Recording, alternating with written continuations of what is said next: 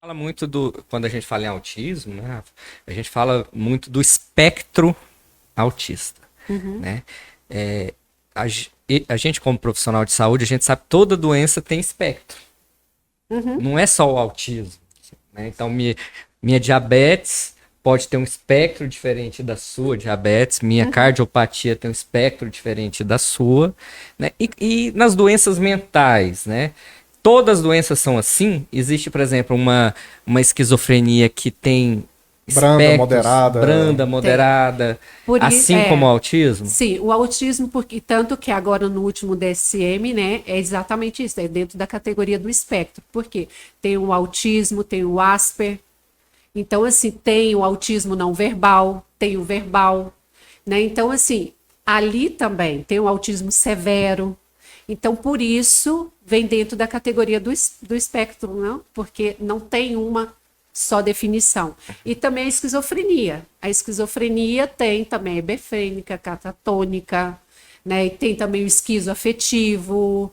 Então, por isso, quando a gente fala em diagnóstico, que não é simples, tu pensa que nos primeiros diagnósticos, né, se falava do autismo e tudo se falava esquizofrenia infantil. Ah, é? Então, assim, Não foi sabia. mudando, né, no tempo, porque foi graças à ciência evoluindo, estudando, né, e foi diferenciando um do outro.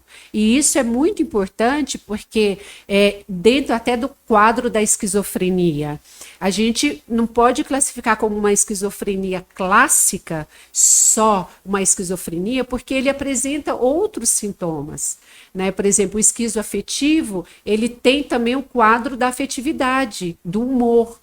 Então, ele precisa também ter esse diagnóstico preciso até para o tratamento, né, para medicamentoso fazer surgir um efeito maior, porque ele não tem só um quadro psicótico, ele tem um quadro também de afetividade. Então, por isso a importância de conhecer, né? E quando eu falo também dos pais, a questão assim, voltando à questão da escola, é muito difícil para um pai, e um genitor, aceitar, entre parênteses, que um filho é atípico, que um filho tem algum tipo de problema. É sempre, não, É não é perfeito, né? verdade. Você sabe, tem Tem sempre a fase da aquela aceitação. resistência. E isso é porque parte de um preconceito, parte de uma dificuldade de aceitação, do Medo, né? julgamento, né, de como meu filho vai É, sofrer bullying, de como vai ser. Só que isso atrasa o tratamento, né, retarda um tratamento. E a gente sabe, um tratamento precoce, obviamente, é muito mais fácil, né, ter um prognóstico melhor. Então, esse é por isso é importante falar, gente, saúde mental, transtorno mental, a gente precisa acabar com esse estigma, o preconceito. Precisa, é urgência, porque hoje tem uma demanda muito grande. Então, assim, é algo que não se pode mais esconder, né?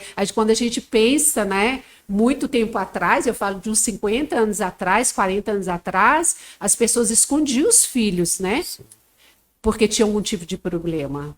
Então, assim, era escondido mesmo, não visto. Pessoas com esquizofrenia eram largadas dentro dos manicômios e não Sim. se podia nem falar, né? Ou então, né, a síndrome de Down, e hoje a gente sabe que eles podem ter uma vida normal. Sim, com certeza. Dentro de um quadro, obviamente, algumas limitações, mas ter uma vida Sim, normal. como qualquer outra Quem não tem doença. uma É, limitação? exato. Todos nós temos, né? Todos nós. Só que a questão é, se eu tenho um quadro, né, de saúde mental não grave, eu sei lidar com as minhas dificuldades.